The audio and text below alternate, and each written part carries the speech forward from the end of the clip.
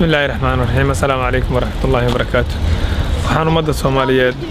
meel kasta ay joogaan ugu bishaareynaya inaanu halkan ka furnay dukaan Deriya Shop isugu jira dharka dumarka, caruurta, ragga iyo xawaalada Hodan Global Online oo aad iyo aad xawaalad u qiimo badan ummadda Soomaaliyeed adeega kala duwan oo kala gedisan u haysta. website-ka warcusub.com ayaa maanta soo booqday xawaalada Hodan Global oo uu maamule ka yahay Saciid Mursal Maxamed oo loo yaqaan Saciid Saad xawaalada Hodan Global oo isugu jirta qaybo fara badan ayaa maanta waxa soo booqday Soomaali ka tirsan Soomaalida degan Norway gaar ahaan Oslo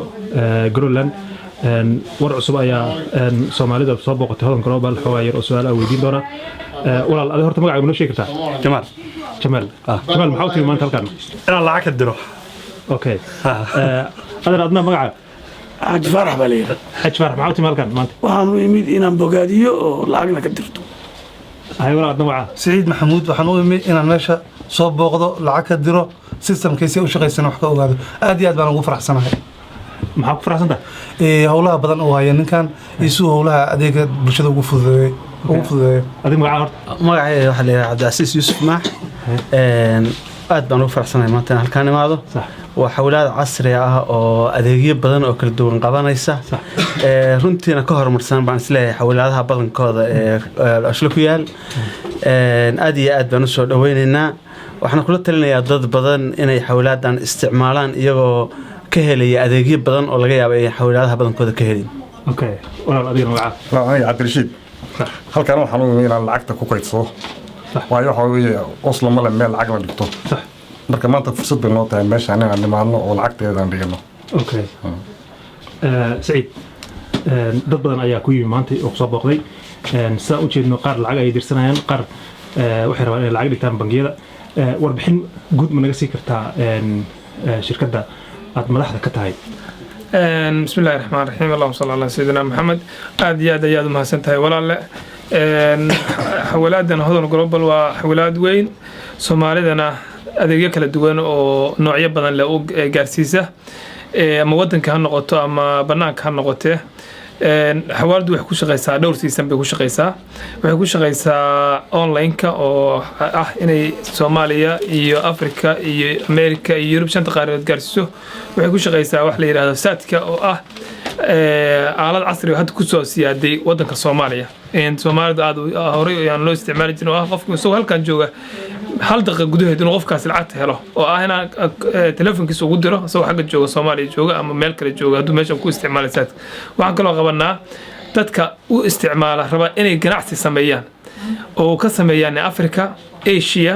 iyo meelo badan waxaan haynaa bangiga African banki ah Trans African banki baa la yiraahdaa qofka tab hadhow loogu sameyn doonaa insha Allah markuu Nairobi tago ama Zambia ama maxaa la jiray Uganda meelaha Ethiopia South Sudan